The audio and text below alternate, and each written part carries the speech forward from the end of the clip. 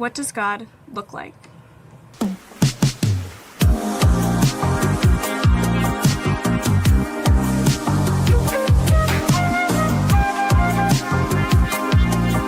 What do you see?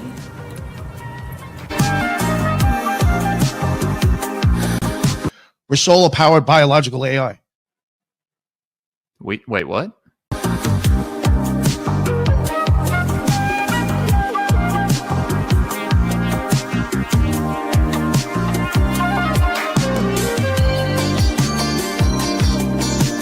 These ancient adversarial entities, I think it's the very same ones that rebelled against God and were cast out. They were sent here to guide us in antiquity, and they took advantage of that and just masqueraded as gods.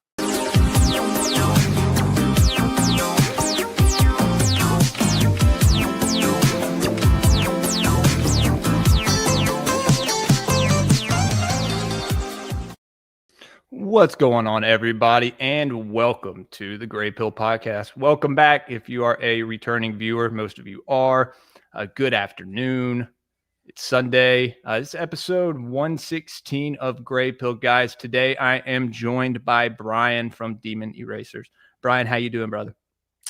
Great, man. Thanks for having me on. Excited to talk about some weird stuff. Definitely, man. Definitely.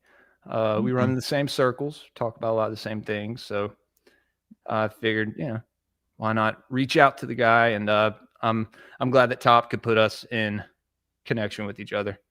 Shout out Top's great. Death Squad. Yeah, they're great. I love those guys. they've helped Gray Pilled them, the Paranoid American, the Occult Rejects. These guys have helped Gray Pilled a lot, putting my name out there, putting me on a bunch of shows, and meeting new people. So it's always a blessing. Seeing the Occult Rejects, I've talked to them once. I was gonna go on one of their shows, and I totally missed my time. I think I offended them because they haven't asked me to come back on. And I'm like, oh, I'm sorry, guys. I'm super distracted very easily. No, man, no. I can probably get you in touch with Nick, or we can get you a date on there, dude. I think you'd love to come on. I think you'd kill it on there. Yeah, definitely, dude. Guys, share the stream. Meat Cavern, what's going on? Soul, good to see you. Joyful One, greetings. Xerox, JC, John Black, Q, Taffy Rumble, everybody showing up. What's going on, guys? It's been a while since we've done a Gray Pill. Well, we had Black Labs on this last week. We had Rob on. That was a great show. Banger of an episode, guys. I'm sure this one will turn out like that. It's been a while. We haven't been doing as many Gray Pill shows lately as far as interviews or swapcasts or anything. So we're going to start building those back up hopefully soon. So y'all repost the stream, share it. Bryan. So Demon Erasers. When did you start erasing demons, dude? Oh man, it's been maybe 4 or 5 years now at this point, I think. It wasn't always this way. It was just, obviously I grew up in the church, but I wasn't a Christian church. I wasn't raised that way. I actually started going to church of my own accord when I was 11 or so. And because I saw a demon in my room, and I forced my family to go to church, because I wanted to be I was like, you were the one you gotta being take like, me. oh, y'all come on. Yeah, I was like, you got to take me to church because this is not right. And so my family ended up going to church. But I was asking questions, trying to figure out what this shadow thing in my room was. Couldn't figure out the answers. They couldn't give me the answers. And I was asking questions that were a little bit too hard for the church to give me answers. So I just started reading stuff on my own, went into the book of Enoch. I discovered that and started reading into it, trying to figure out what demons were. Cause they told me it was a demon, the shadow thing in my room, which I thought was stupid. Cause I was like, dude, if it's a demon, I was like, it's the thing that scared me to go to church. And you're telling me they're evil, kind of counterproductive demon. It should have just left me alone. I would have never thought to go to church at all or find God. Right. And, I was like, that's stupid. It's not a demon. All it did was look at me. It just stood in my room and looked at me, this black shadow thing. And most people have this experience. A lot of people, I'd say, maybe not most, but they see the black shadow thing when you're children. And that's because you're spiritually more attuned when you're children. You're more connected to your spirit. But what happens as we get older is we dirty ourselves and we become Less clairvoyant, right? Yeah, it's just we dirty ourselves with sin. And so the sin that gets into our life, it kind of stops your recognition of your spirit and how your spirit functions. Your spirit's supposed to function in unison with your body, but we become these hollow shells that are devoid of spirit eventually because we keep on doing the things we know we're not supposed to do, and we continue. And so this is what, being a Christian is. A lot of people don't know what it means to be a Christian. They think I raise my hand and I accept Jesus into my heart and I'm a Christian. Like that's what they think Christianity is. Oh, like, do you know the verse says, it says, oh, there's confess with their mouth and believe in their heart that Jesus raised him from the dead and you will be saved. Oh, that means I'm a Christian. You know what it says in the Bible? It says, many will say to me, Lord, Lord, and will not enter the kingdom of heaven. So all those people that think you raised your hand and you became a Christian when you raised your hand, you are deceiving yourself. It's a lie. Like, because it says, confess with your mouth and believe in your heart. So if you don't believe in your heart, confessing with your mouth is void. It's stupid. So all the church people and the pastors are like, count the people that raised their hand and prayed the little prayer. It's like, it's so stupid. You're like, yeah, oh, well, there's many people were brought to the Lord because they raised their hand and they count all the hands. Right. What is that? What is that nonsense? What, you think you saved those people because they raised their hand? Are you going to get to heaven and be like, Lord, here's my tally. Look at all these people that raised their hand at church. What is that? It's disgusting. It's evil and it's wicked. So, I'm not a big fan of churchianity. I love it. No, dude, you belong here. I feel the same way you do. Absolutely. And especially over this last year, or you could say few years, with a certain entity being like the main focal point of the church, supporting this entity, right? Sending money to this entity, not even knowing what the sigil they're holding up means, right? Yeah, it's the Star of Remfam on there. Yeah. It's very clearly the Star of Remfam. And if you don't recognize it, y'all are missing it. Yeah, used in Solomonic magic. Yes. Both to protect and to invoke, but a sigil all the same, right? Yeah, that little star with 6 points is called a hexagram because that's where you get the term putting a hex on you. Absolutely. Okay. And so, like, dude, when you look into the occult and you look into Judaism or witchcraft and all these base things, like when you start digging into it, all the books of witchcraft answer to that one religion. All the books of witchcraft answer to it. All of the occult answer to it. All of the Satanists answer to it. Anton LaVey was one of them. He was one of them, the founder of Satanism. By the way, all of them answer to that one entity. They all answer to that one country that we don't get to say because, you're going to be censored. It's all tethered to that one little country. And in fact, I helped one of my friends who's come out of Satanism. She was a high priestess of the Church of Satan. And she straight told me, like, yeah, we use that sigil to evoke demons. That was her sigil for speaking to demons and conjuring things. They would use that sigil. And she was just like, she saw it and was like, oh, it's weird that that those people also have that sigil because that's witchcraft. Like, that's straight witchcraft from her perspective. And it's like, yeah, because they all answer Judaism. They all answer to it.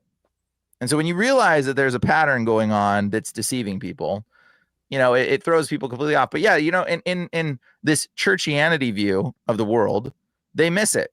They think you're raising your hand, you follow. Oh, what does it say here, brother? Oh, it says this, this, and this. It's like y'all are spiritually dead. You don't know what it means to be in the spirit. It says walk in the spirit so that you do not fulfill the lust of the flesh. This is what the Bible says. But people don't know what it even means to walk in the spirit because they're so spiritually dead. They can't even see these things or perceive the stuff that's going on around them. So they're all deceived. And it's really unfortunate because it's happening to a lot of people in all of the communities. It doesn't matter what community you're part. Even in the stuff where it's like you're in this sort of conspiratorial community, people are being deceived just the same. Right. And they're believing these same they're falling into other narratives of lies. Like, oh, everybody's secretly not dying. They're all secretly becoming other people. And it's like, bro, that's not, it's real. Trust me. I've seen some real death, bro. I've dealt with these people. They really kill people. Yeah. There's a whole lot of things related to this that is so terrible. I can't even begin to describe some of it. So what do you think happened with this most recent thing? What do you think? They sacrificed him and then they cut the grass out because when they decided to, they do rituals and they need the blood. And so when his blood grass underneath, the blood poured out into the grass. And so they wanted the blood. So they cut the grass out to use it for the rituals. When you understand how they work and what they do, Like that was exactly what was done because they wanted the blood. They're like, oh, let's make an excuse. We just need to retile this area. Yeah, we need the blood for our rituals. Yeah, the new kind of conspiracy being pushed is that there was a holographic projector behind him or something. And I'm ridiculous. like, bro, that was a lot of blood. Yeah, ridiculous. I've never seen anyone get shot, but I've seen someone get hit with something and blood, yeah, dude. It was gushing out. It was pumping. For sure. Yeah, it soaked into that grass, and they wanted the grass for the rituals. And for one thing, the normie, but some of these people in these conspiracy communities, they're not aware that a lot of these things that we see on this public stage are all occult rituals. Oh, they're absolutely rituals. Yeah, and they think that it's a show. You get caught up in this idea that it's a show and it's just make believe, and secretly everybody's in on it, and there's people behind the stage and blah blah. No, dude, the only people that are in on it aren't people. It's demons. That's it. They're the only ones that know what's really going on. And when you deal with demons like I have, you'll start to get a perspective of like really how they govern the situation. It's not the people don't know. People have no clue. Trump is a puppet. He is a pathetic little ant on an anthill with all the other ants going, ooh, look at that little ant on the anthill. Like Elon's an ant. Yeah, dude. Trump serves dark entities as well. Yeah, but he doesn't even know what he's doing. He has no clue what he's doing. He's an ant.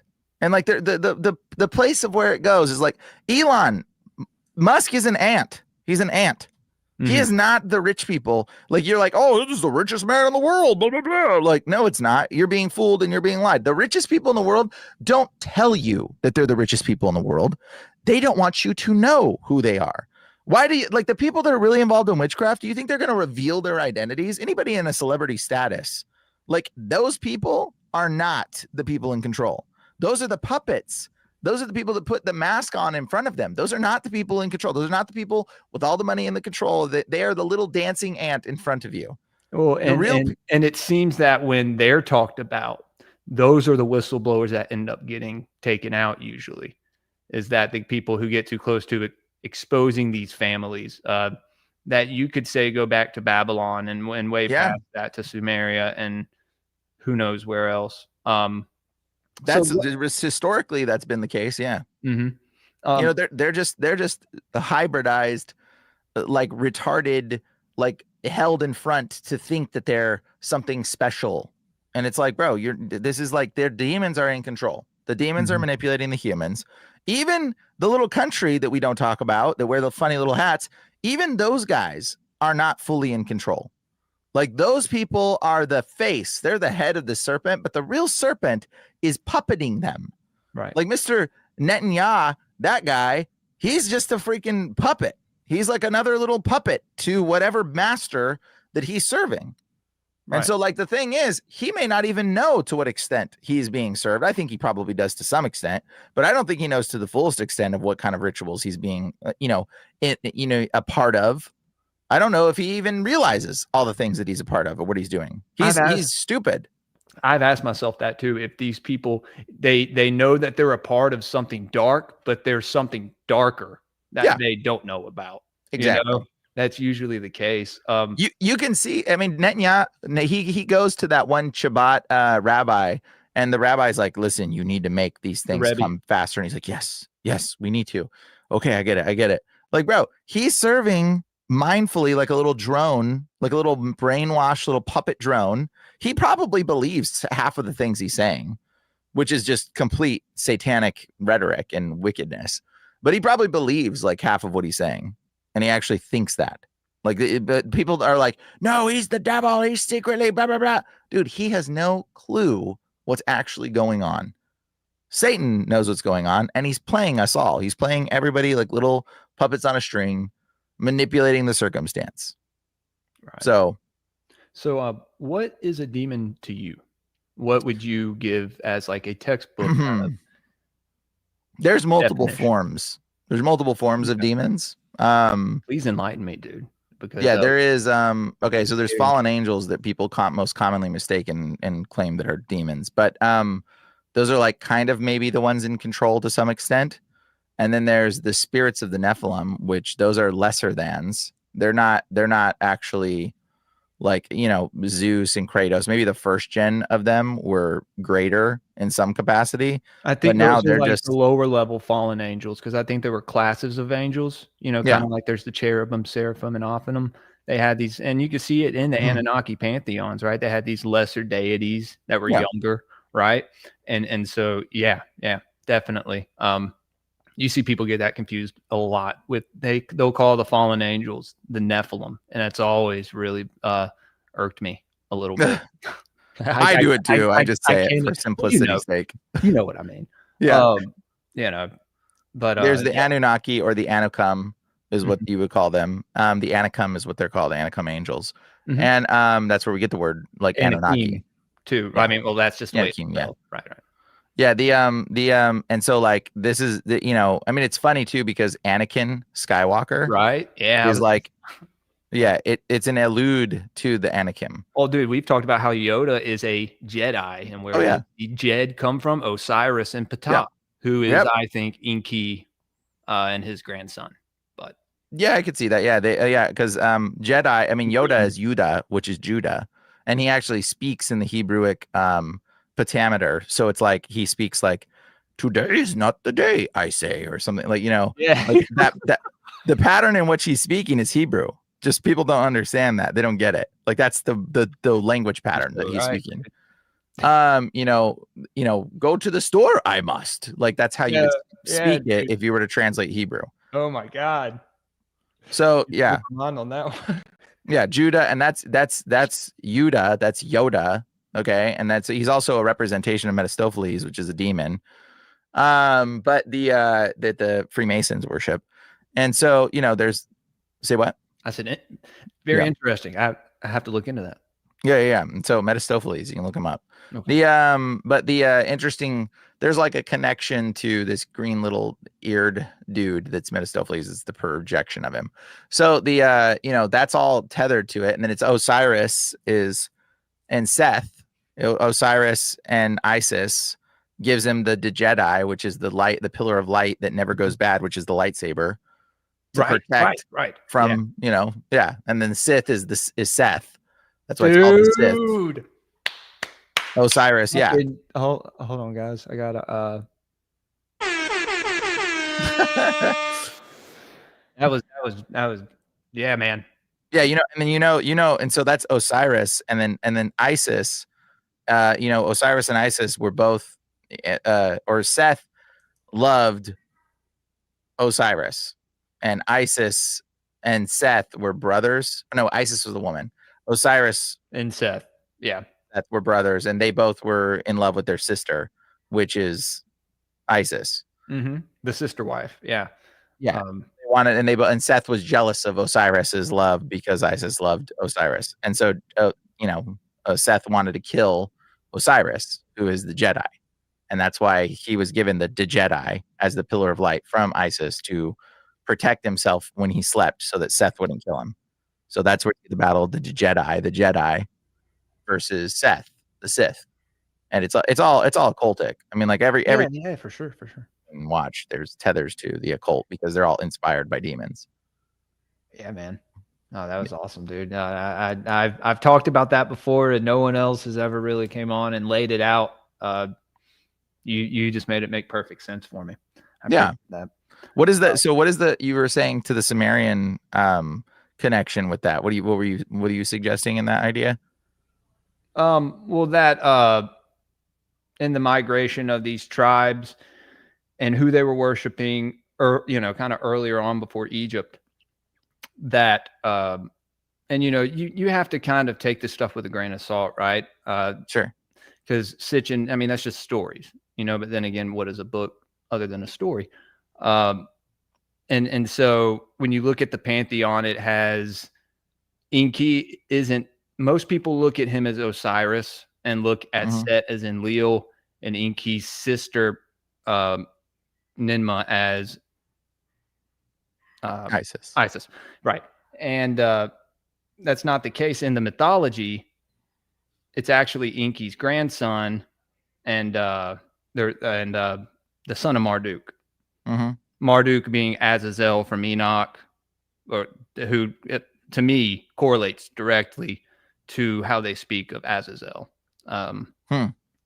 And he's kind of the Anunnaki adversary in a way. I mean, he doesn't give him any reason not to be, because he kills his youngest brother Tammuz, which is where like the first kind of rebirth cults come from, right? And in those certain myths, he was the first Anunnaki to die on the earth, right? Ishtar, which led to Ishtar being like this sex goddess, with this sex chamber in the sky, who she would copulate with soldiers. And if she would wake up in the morning and they weren't incarnated with the soul of her lost lover, then she would throw them out, discard them. Yeah. So it's all tethered. It's all connected. But then again, those stories you look at, and now, they're symbolic as well. Like kind of the more you learn about the esoteric and the occult, the more you see like, oh, these are representing other things as well. Maybe a number of things all at the same time. Well, I mean, we have this saying in the United States, right? The e pluribus unum, right? That doesn't mean from many nations one. It means from many gods one. That's what it means. I mean, like e pluribus unum is written on the the pantheon, the apotheosis of George Washington. You ever seen the apotheosis of George Washington? You know what that is? Is that the rounded on the part, ceiling? The ceiling part where they've painted George Washington as Zeus. George is Zeus, right? Well, yeah, I interpret it the same as Osiris or Zeus. And there being an occult ritual with this spirit being invocated into the president. Yep. That's literally why it's called e pluribus unum. It means from many gods one. It's saying that we're all one. All these gods that you've had from all these centuries, we're all the same. It's one. It's one. We're all one God. We're Satan, basically. That's what e pluribus unum means. It doesn't mean from many nations one. Wow. Yeah, that's why they put it on the coins. That's why they put it in all that stuff. They're trying to tell you it's from many one.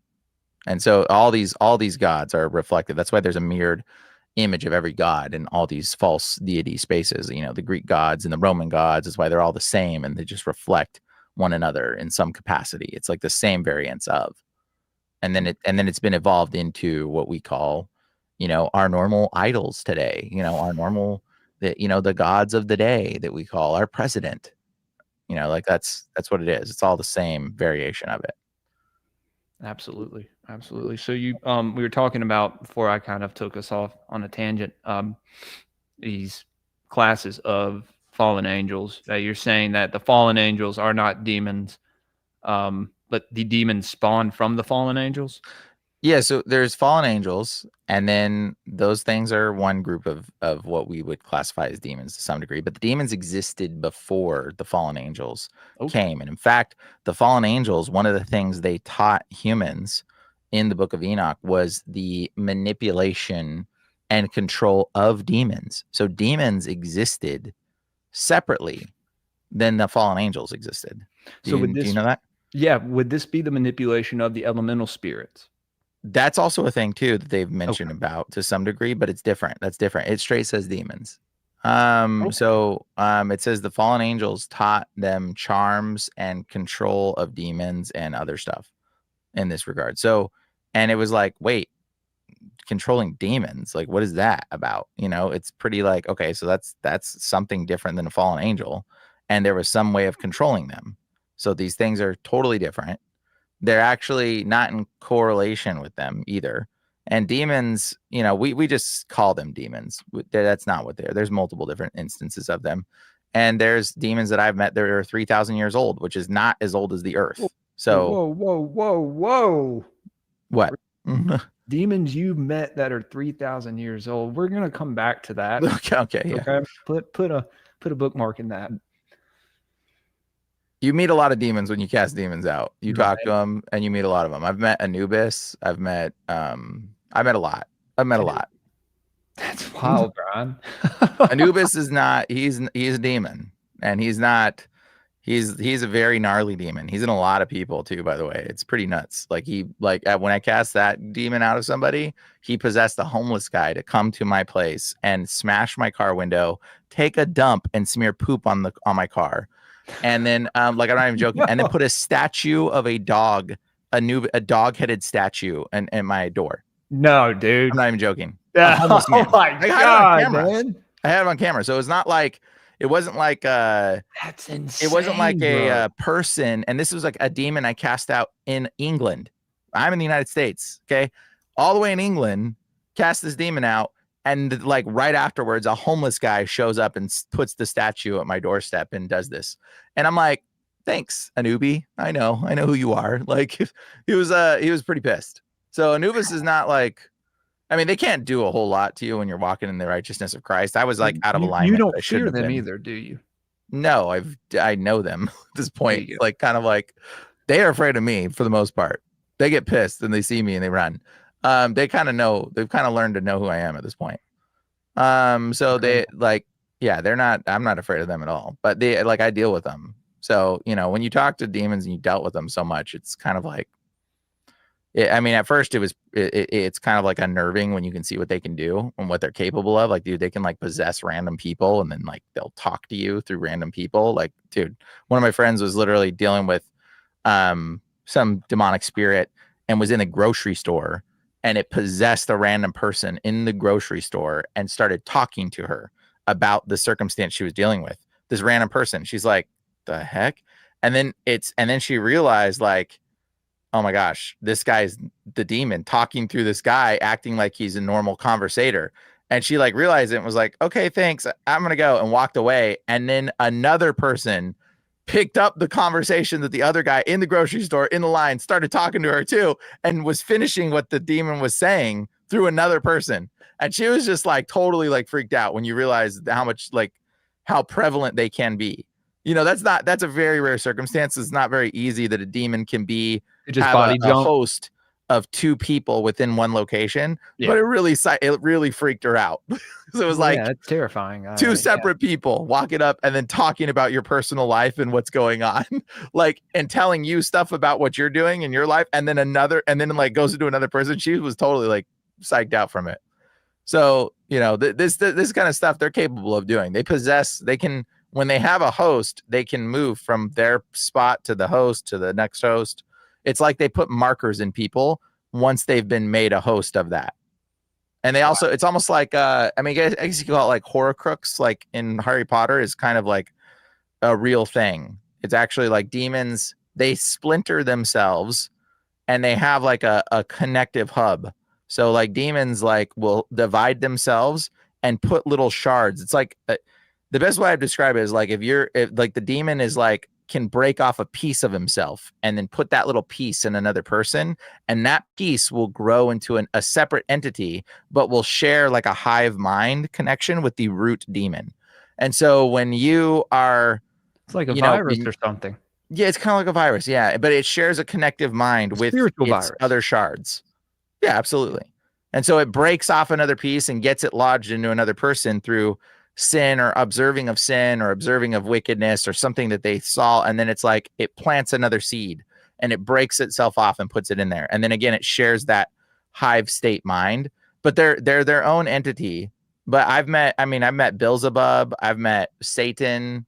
I mean, they call themselves Satan. It's not actually Satan. It's like a lesser many Satans, right? Yeah, it's like a lesser form of a shard of one of the entities that's taken on the name Satan. I've met Beelzebub though. I've met Lucifer. Like I've met Azazel. I've met Azrael. I've met quite a few different demons. And like, dude, they have like they're not the main entity. They're a broken shard of that main entity, but it like shares in understanding. Like Anubis is probably the one I've met probably the highest ranked demonic spirit. If these shards are left, can they then, so you said that they can grow in somebody or, you know, attach to somebody etherically, astrally, whatever. Can they then kind of jump off into someone else? that's around No, that person? they don't move very easily, actually. When Okay, they're in a person, they're in that person because of a reason or a ritual or a access point of sin or spreading to that person. And they stay. They're kind of scared to go into new hosts. The demons don't like going into different hosts. They want to stay in the host that they're in. They don't usually want to migrate. So it's not like it's not like the demons don't have all this superpower to just jump. They're not like, it's not a. So they're not as powerful as people want to kind of make them out to be. So it's like No, they're very weak. So they're portrayed in this way through pop culture and entertainment to where people perceive them as these powerful beings. And so in return, they then have some sort of power over us. Exactly. Wow, man. They're actually pretty weak. They're pretty pathetic. I've told my wife, I said, don't fear demons. I said, don't fear negative entities. You have power over them. The only power they have is when you believe they have power and you relinquish it to them. They have power then that can affect you through your words too. If you curse yourself and you speak death-centrically, they use your own words to curse yourself. So don't say negative words, basically. I got you. Stack. I thought I posted something, buddy. I'm sending you your stickers this week. Guys, don't forget to go over to patreon.com/Greatpull Podcast. You get a free sticker pack for subscribing. And we may even do Twin Peaks tonight. I think I had COVID all weekend. I was telling Bryan beforehand. We had to move the show back an hour because I had woken up late and had to take Motrin and just felt like crap all weekend. Still did 3 shows at the beginning of the weekend though. So but we may do Twin Peaks tonight. We're doing a Twin Peaks watch party on Patreon right now. Oh, cool. It's a good time. Yeah. What's Twin Peaks? You never seen Twin Peaks? No, is that like the show by David Lynch? Back to the Future? I know there's a Twin Peaks. No, thing, it's right? okay. So it's from the 90s. You know who David Lynch is? I know the name. I don't. Eraserhead. See that poster behind me? He did that movie, Blue Velvet, Lost Highway, Inland Empire. Very indie director. You're saying things I don't understand. Okay, you're speaking another language to me right now. Well, he's an indie director. I'm from a world of independent films. Okay, cool. Very occultic in nature. He's into the Kabbalah and like Eastern mysticism, and so he kind of expresses that. But Twin Peaks is this show from the 90s that is kind of portrayed as like a soap opera. Okay. Like kind of from the exoteric view, but then if you look at it esoterically, it's another ritual, bro.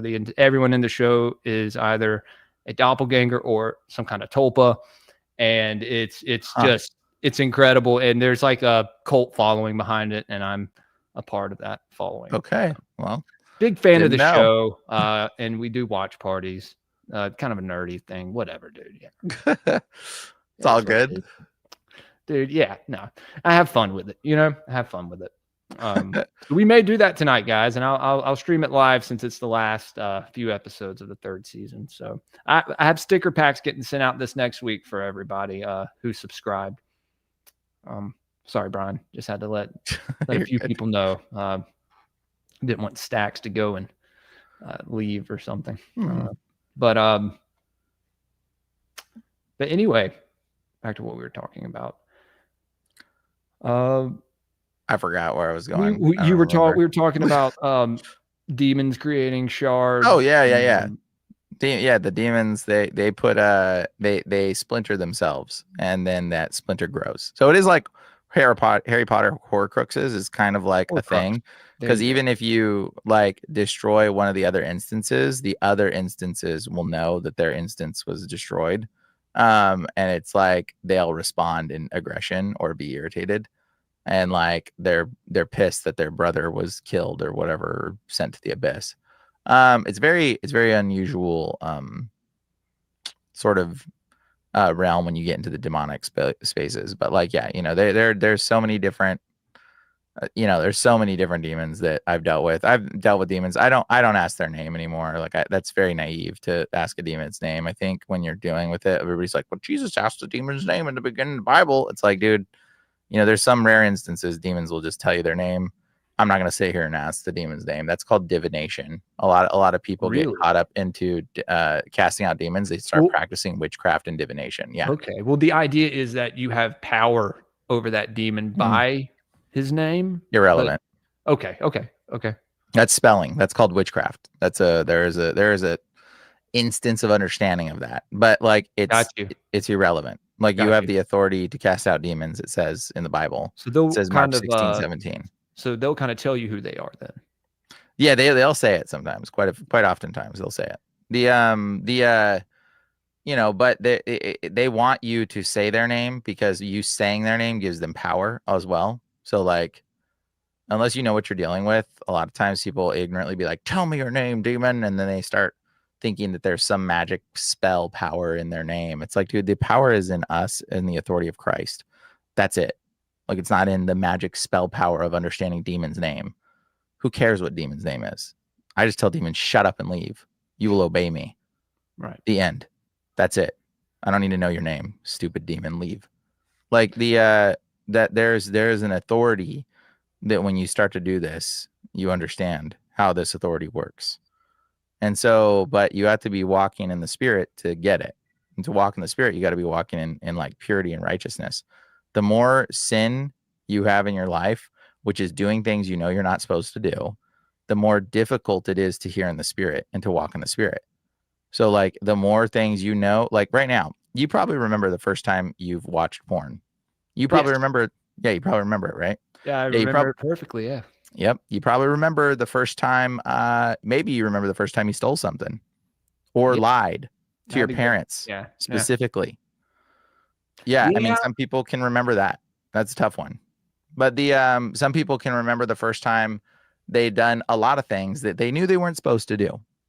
And you remember it. Why do you remember it? Because that's the first time you began to sever your spirit from your soul and your body. That's when you started to cut your spiritual connection. That's what you did. So when you did that, it began to numb you. It began to numb you to what's going on in the spirit. And this is why the Bible talks about, Jesus tells us we need to be born again. This is what it means to be born again. Like, people don't get this. Like, Christians miss this all the time. And this is why people are so spiritually dull. They can't understand the realm of the spirit. Like, so like demons, it seems scary to a lot of people. It's terrifying because you don't understand the spiritual realm because we're not walking in the spirit. And so, yeah, it's scary. It's like, what's under the deep, dark water? You know, there's monsters in there and things that will eat you, but you can't see anything. Well, yeah, if you can't see anything, it's pretty terrifying. But when you learn to walk in the spirit by not fulfilling the lust of the flesh, and you learn to cut these things out of yourselves and walk back into righteousness, which is, you know, it's easy. Like, people right now, they're like, you're sinning all the time. You can't stop sinning. Actually, yeah, that's wrong. That's wrong. You can stop sinning. I'm going to tell you right now, that's a lie. That's manipulation and falsities. You can walk in righteousness. Now, you will never be somebody that's never sinned from day one to the end of your life. That's not going to happen. Only Jesus is the one that can do it. But you could walk sinless from today forward. And that's a really shocking thing for a lot of people to hear. But you could stop sinning right now and walk by the authority of Christ in you. That's what he gave you, the authority to trample on serpents and scorpions over all powers of the enemy. He gave you to walk away from sin. Okay. He gave you this authority. And when you do that, what will happen is your spiritual ears and eyes will open. And then you'll be able to understand things of the spirit so much more clear when you reject that spiritual wickedness and corruption that has been put over you. Like right now, we think like, oh my gosh, you know, I'm sinning all the time and I can't control it. No, you're not. The Bible literally says in Jeremiah 31:31, it says I will build a new covenant, and it will not be like the covenant I made with their ancestors. It says the covenant I will put with this new covenant, I will put my laws in their hearts and I will write it on their minds. You already know what the new law is. It's already in you, bro. It's in your mind and it's in your heart. It's already there. You know what the law is. You don't need to follow some biblical it says don't sleep with your boyfriend or girlfriend in the Bible. It doesn't say that, right? It doesn't say, oh, well, you can't do this, so can't do that. It doesn't say it, does it? You know what is right and wrong. You know it. It's in your heart, bro.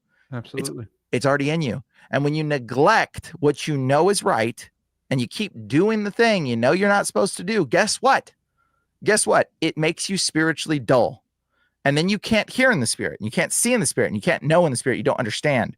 And this is why children are usually in a state where they're trying to do what is right in their heart. And that's why when kids see you do something, see somebody else do something bad, they go, oh, Daddy, look, bad. Look at what that just happened. Yeah, the kids do that. Yeah. Why? Because they already have the Holy Spirit in them, and they already see and know. They are already connected with their spirit more than adults are. They're connected with, but we teach our children to sever their spirit. That's why when you go and drop your kids off at school, they scream and they cry and they go, no, Dad, don't leave me. Don't do that. Don't do that. That's their spirit crying out because they know they're not supposed to be left at school. They're not supposed to be. They're supposed to be at home. And when you drop them off and leave them, their spirit is crying out, saying this is wrong. And what we do in our society is we teach you to say, shut up, kid, cut your spirit off, stop crying, deal with it. You'll be fine. It's not a big deal. We're leaving you at school. No, your child knows, do not leave mommy and daddy's side. Your child knows not to. But we have trained our children to be so spiritually dull and to cut off our spiritual recognition that kids today, they don't even recognize these things. Right. They don't even recognize the spiritual movements. They don't know what it means to be moving in the spirit, to hear in the spirit, to see in the spirit, to flow in the spirit, because they've been told to sever your spirit. When you drop off at school, when you follow the rules, when you do all these things that feel wrong, and yet you do them anyways, give them the medicine that they know they're not supposed to take. Give them shots. Bro, children cry before they're given shots. That's not them crying because they think it's bad or going to hurt. It doesn't hurt. Spirit having a knowing. That's their spirit. Have it. Exactly, 100%. Right. Their spirit says absolutely not. And you people cut your children's spirit off and you devoid them. And you trained ourselves to be so spiritually dull and null and numb to these things. We don't even recognize it anymore. This is why you need to be born again. You need to repent for the things you've done that have dulled your spirit and cut you from the Christ. And Christ gives us that a freedom to do that through what Jesus did. And it restores us back to that state. That's why it says you have to be innocent as doves as a Christian. Okay, you have to be innocent as doves. It says return to your innocence. It literally is telling us, like, you have to be like a child to enter into the kingdom of heaven. Like a child. What's that mean? You have to be like a child? Oh, you have to be innocent like a child. Not act like some little stupid kid that doesn't know anything. You have to be in innocence. You have to be walked just like the kid sees and goes, oh, Daddy, that's wrong. That's bad. You have to be in that state. And when you're in that state where you see when things are bad and wrong, you stop. And this is why things like cigarettes and smoking and drinking, those are all wrong. You know it's wrong in your heart. You know it's wrong. Yeah. Absolutely. You know that it's bad. You know you're not supposed to do it. I don't need to give you a Bible verse that tells you that these things are bad. I don't need to pull up some Bible verse and say it to you, dude. Like, you know in your heart. You know it. Yeah. You know it. And guess what? You know what it does to you? When you continue to do the things, it makes you spiritually dull. It makes you numb to the spirit. Okay, there's when I started drinking right and smoking as a teenager, I was going to say, when I started to drink and smoke as a young teenager, I became an atheist. Yep. You know, there you go. So I mean, yeah. And I used to curse God. I used to tell people God wasn't real, like, and laugh about it, because I grew up playing punk rock and metal music and stuff. So it's very, very rebellious is an understatement. But it numbs your spirit when you do these things. When you burn, and it's a burned offering to a demon. When you're smoking, it's a burned offering. That is, I mean, like, it's literally a burned offering. Like, have you not known that? Same thing with marijuana, right? Yeah, you're burning an offering unto an entity. You just don't know what it is. Well, that's why, hey, bro, that's why. Into that, man. Well, that's why people that smoke marijuana, the more spiritually aware they get, the more anxiety they get when they smoke marijuana. That's why it doesn't, if you're spiritually dull and void, you can smoke marijuana, you'll be fine. But the more spiritually aware you get, the more anxiety you'll get when you do it. And it will start to be a problem for you. The more you start to wake up truth, that's because your spirit doesn't want to be ripped away from your body when you're burning an offering to an entity. As I keep learning about this stuff. Yeah. It's been the one thing that I've really done. I don't drink anymore. I still use these little nicotine pouches. But then again, I barely use those like I used to with a vape, So okay. Can I share my screen? Yeah, for Let sure. me see. Share screen. Do not see the top. Share screen. Ready? You should be able to, dude. I'm doing it right now. Oh, Look, here we go. there it is. I got you. So check this out. So you want to know about all these things. Like, what do you think? So skull. Okay. That's the skulls of the base of the pyramids. You know that everything about Ziggurats is pyramid worship. Do you know that? I figured as much with camels because funny enough, I smoked Camel Blues for like 15 years. Okay. Well, check this out. I'm going to show you this. So pyramids and Ziggurats. Because you know this already. And so now I'm going to give you a brain breaking here. Ready? Check this out. So pyramids and Ziggurats. What word sounds like ziggurat? See that? Pyramids and Ziggurats. What word sounds like ziggurat? Cigarette. It's the only word that I can think of, isn't it? The only. Isn't that funny? You got pyramids and What the hell, ziggurats. Brad? So why, when you understand the occult and how it works, the words that are similar in spelling, this is what spelling is, and this is how the witchcraft works. They use similar words to show their connective utterance. Okay. Pyramids and ziggurats. Huh. That's funny. So weird. Ziggurat. Well, what are pyramids and ziggurats? Well, we know that the one pyramid, they're all over the world. I'm going to tell you a story. You know of a pyramid that was unfinished? You know about a Tower of Babel? You heard of that one, right? Yeah. Yeah. So pyramid, dollar bill. So isn't that funny? We have a pyramid on our dollar bill that's unfinished. Right. Oh wow, The it's capstone. unfinished. Yeah. And it says annuit, which is announcement, and sepotis, which is celebration of birth. And then the novus ordo seclorum. Novus is novice is new. Ordo is order. Seclorum is sector. Orum is in the total sector. The new world order. Announce celebration of birth of the new world order. An unfinished pyramid. We're not a colony of Egypt. Why do we have a pyramid on our dollar bill? Right. Yeah, we're not a colony of Egypt, bro. So what's that pyramid? What's that unfinished pyramid? Oh, wait a second. Where do we have an unfinished structure in the Bible? Yeah, it's called the Tower of Babel. Right. And when God divided the world, guess what? Everyone continued to build their little towers of Babel all over the world.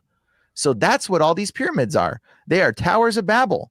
And everywhere you see a pyramid, there is, or a ziggurat, same word, pyramid or ziggurat, there is human sacrifice rituals going on. Every one of these, they killed and sacrificed humans at. Every single one. The pyramids at Giza, they were all human sacrifice ritual spots. They don't want to tell you that one with the pyramids at Giza because they don't want people to like freak out and not go visit it. But they do it at the Aztec temples. We know they're the same blood pools in the Aztec temples. Anywhere you see pyramids of where human sacrifice was going on, anywhere you see pyramids. Do you think that's ziggurats. what the first pyramids were originally built there for, was sacrifice? Yeah, they were the Tower of Babels. Yeah, Okay. absolutely. Okay. And guess what? There's a pyramid to Inki, like you were saying. Yeah. Did you know there's a ziggurat to Inki? There's a ziggurat. Where's it located? Somewhere in Africa? Ziggurat. Let me see. Inki. Let's see. Here it is. This is the pyramid or the ziggurat. It is somewhere in, okay, what is it called? It's ENKI. Yeah, no, you're good. Ziggurat Inki. There it is. Yeah, that's it. Wow. Ziggurat of Okay. Yeah. That's it. Yeah. You're right. So when you start to look into this, this is a human sacrifice ritual location. They were sacrificing humans at these steps, at these spaces.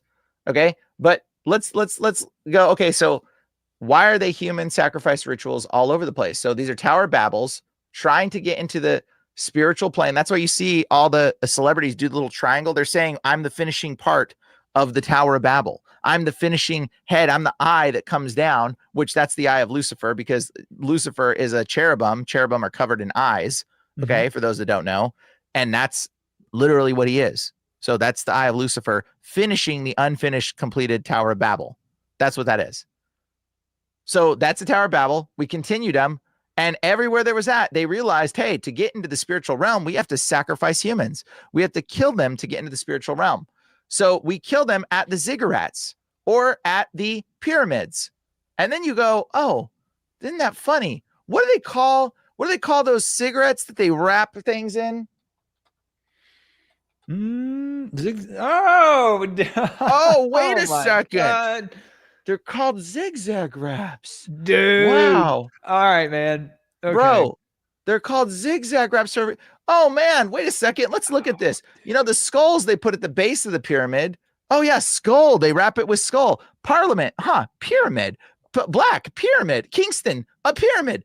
Kingston again, another pyramid, 3D coming out at you. A literal pyramid. cigarette named Corso. Pyramid. Pyramid. Yeah, exactly.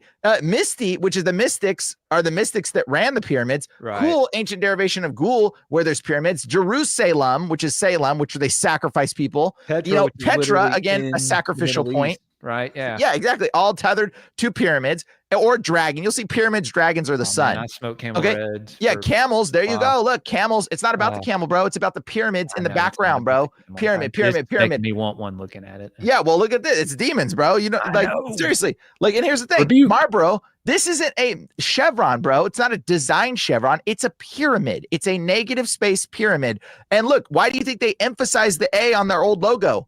Right. America's finest lucky strike, which is the god Loki, which is also, who else is Loki? You know who that is, right? That's Inky, who happens to have a pyramid. They've got a pyramid to Inky, who's Loki, which is the god of chaos. Okay, This is where you get the word good luck. Comes from good Loki. It's good lucky. Good. That's the concept comes from, because he was the god of chaos and mischief, who would supposedly rain down good things or bad things. And then you got Newport, because it's a new portal inside of you. Okay, Camel, this is again a portal space that they're showing you with the little sigil here. And then you got American Spirit, Amadou Khan Spirit, with the sun god, which they worship and sacrifice to. All you got to do is type in this. Look, type in, ready? The solar calf, right? Yeah. Aztec. Amar Utu. Oh, I thought you were Sacrifice. talking about an Assyrian god. Well, that too. That same thing. But look at what they're sacrificing him to. The sun. Oh, look, to the sun god. Oh, it's to the sun god again. Why do you think they put the sun right there, bro? It's the sun god. It's American. Amadou Khan. Okay. And then you can just type in Amadou. Ready? Amadou, the mythical serpent or dragon. Okay. Amadou, mythical serpent or double-headed serpent, dwells, or serpent or dragon in the Inca mythologies that they were sacrificing the people to. Amadou temple. Let's see. Amadou temple. Snake. There you go. Here's another Quetzalcoatl, Kukulkan, Amadou. It's the dragon, bro. It's the dragon. It's at the bottom of all the pyramids. Look at that. That's why it's called American Spirit. It's Amadou Khan. Ka means land, by the way. So Amadou Ka is America. It means the land of the dragon. That's why there's dragons at the base of all these pyramids where they're sacrificing people. Bro, We're look. in the year of the dragon, aren't we? Yeah, well, it's The you're snake. Satan for sure. Yeah, I think in the Chinese, whatever bull crap that is. Yeah. This is literally what this is, bro. That's why there's dragons or sun gods or whatever's on this. This is all tethered to the occult. It's all tethered to Amadou. Look, he's eating people. People are like, Amadou, Quetzalcoatl, Kukulkan. They're not bad. Yeah, they are. They're freaking eating this dude. Like, Wow. bro, it's all about human sacrifice ritual. Look, person in the mouth of the dragon. They would pour blood down the steps that they would sacrifice you, rip your head off, cut your heart out, and throw your bloody head body down the stairs. They would keep your head. Yeah. And then they would make it into skull. That's why you got skull, whatever. Anyways, so yeah, that's cigarettes for you, bro. They're called Ziggurats for a reason. And even, yeah, you know, I mean, like when you realize what it is, you're like, oh, shoot, I'm a human sacrifice ritual. Yeah, you are. You're a human sacrifice ritual. That's what they're doing to you. And when you burn those offerings, you're burning an offering unto a demon. You don't even understand. But the thing is, we're so spiritually dull, we don't even recognize it. And so we miss things of the spirit. That's what this trap is. Cigarettes are designed to keep you trapped, to not recognize things of the spirit. It's a ritual, a burned offering to an entity that you don't know what it is, and you have no clue what it's doing, but it's dulling your spirit. It's dulling your spirit and your awareness of reality and truth. You notice how many people smoke cigarettes that go into conspiracy stuff? Bro, all of them. They all start smoking cigarettes when they look into conspiracies, they start smoking cigarettes. It's a trap designed to keep you from waking up to the realization of the spiritual nature of what you're looking into. It's a trap. Yeah. They don't want you to wake up to the recognition of it. I mean, even look at the Jewel logo. Like, the Jewel logo. Check this out. I'm gonna draw the UU. Yeah. No. It's look. Or there's a logo. I didn't know there was a logo. Yeah, the UU. You know what I'm talking about. That's their Jewel logo. I'm gonna finish it for you. Okay, ready? This is the Jewel logo. It looks like this. That's the Jewel logo. Okay? You know what I'm talking about? Right. Yeah. Here. It's a little dude bowing down. And that's his hand, and that's his other hand. Those are his knees. Right before they chop your head off and cut your throat out. That's the Jewel logo. Have you not noticed that? You get what I'm saying? You're looking at the top of the dude's head. Yeah. I see it. So the little sword comes down right here, and they chop the head off. And that's why you're on your hands and knees when you look at the Jewel logo. All of it's like that. Right. Yeah, dude, this, wow. Yeah, you blow my mind here today, to be honest with you. I'm going to be honest with you. It's a banger of an episode. I haven't had an episode like this in a while. It's the Lord, bro. Definitely. So do you think people are demons created? Yeah, we create them, actually. But that's a really complicated subject. I know it is. And it gets into like black magic and stuff, right? How people will intentionally become black magicians. Well, I was going to say just by participating in certain things, right? What do you think? We give birth to them. Yeah.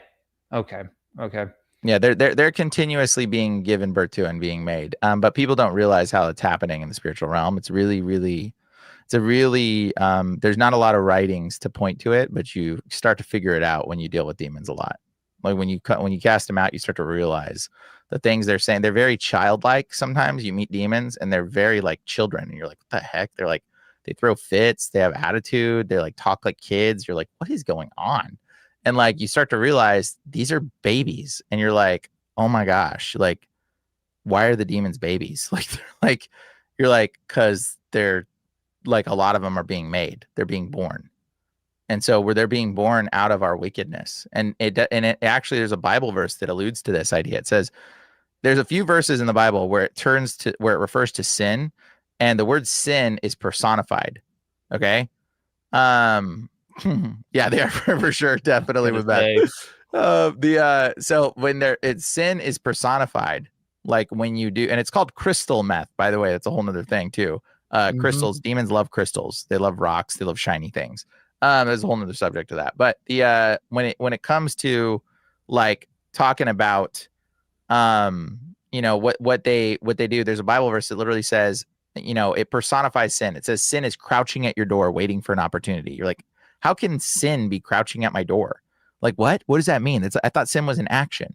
Well, anytime you see the word sin and it's personified in the Bible, just change that word for demon.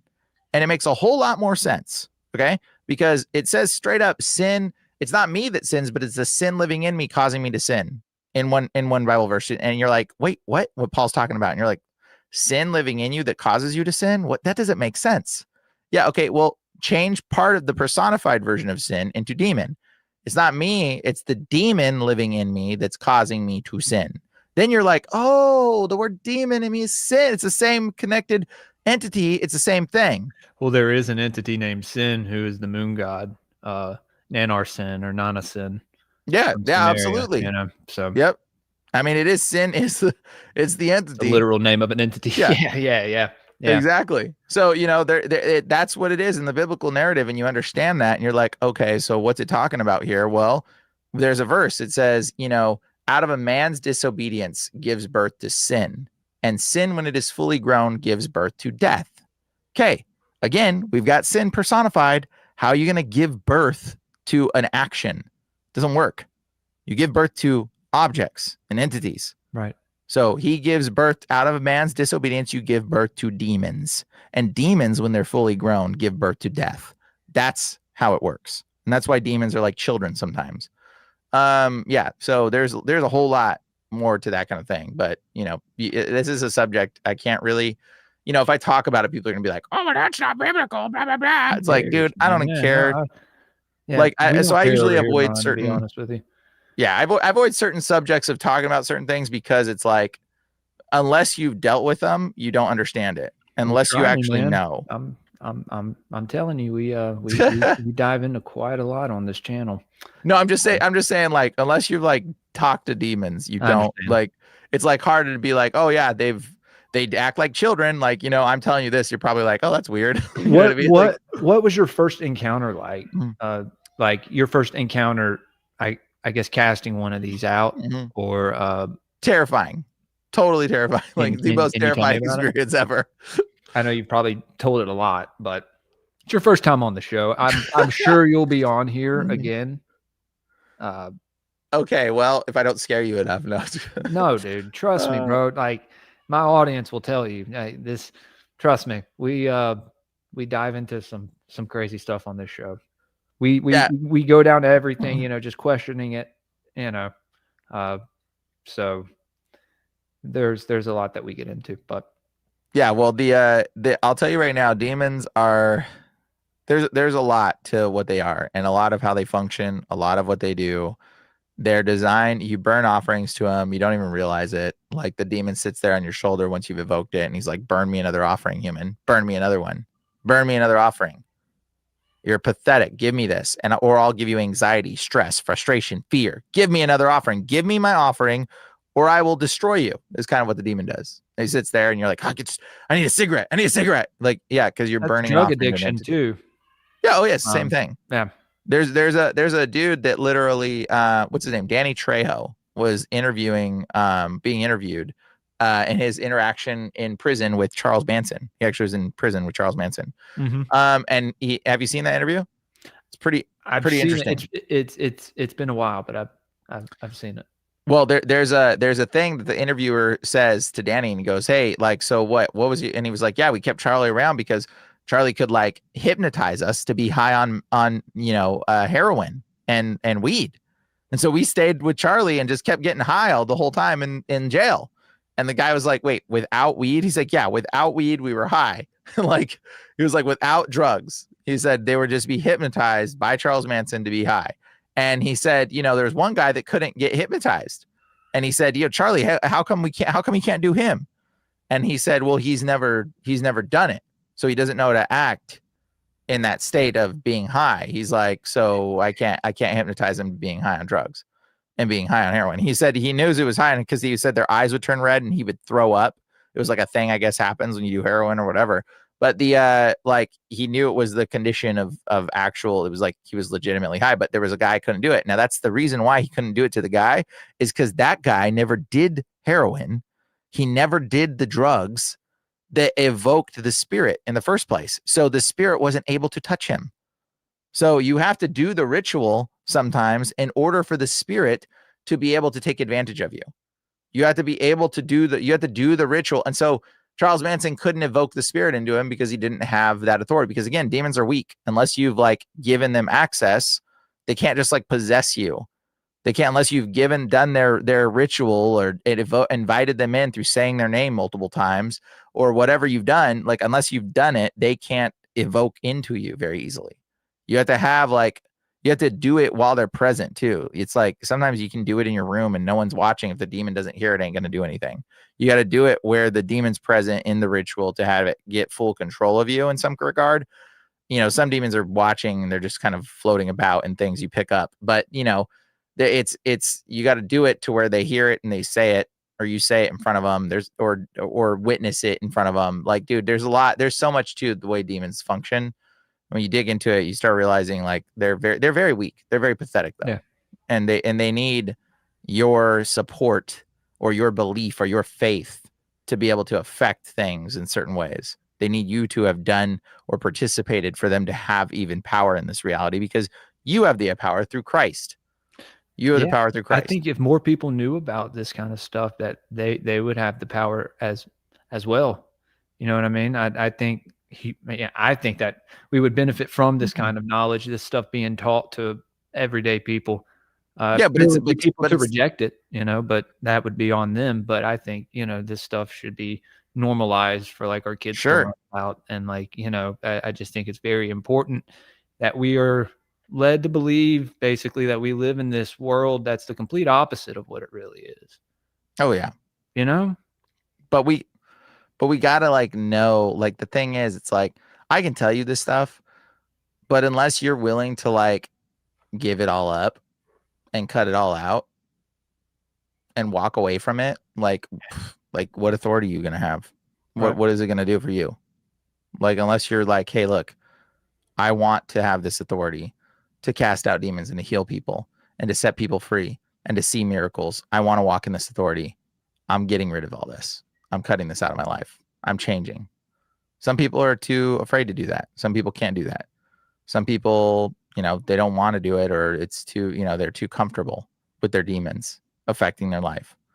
They're too okay with it. I mean, it's a big, like, it's a step in, that's being a Christian, bro. It's like coming to Christ and walking in the light and the truth. It's like, it's not just, you can get to Christ all you want through logic. It ain't going to really get you there. Like, you'll have understanding, like, and maybe you'll get it, but the Spirit is what you need. You need the Spirit of God. Exactly. So it's like, I've always said that, it's probably good for people to read the Bible, but there can be people that read it 1,000 times and still not understand that spirit, Yeah.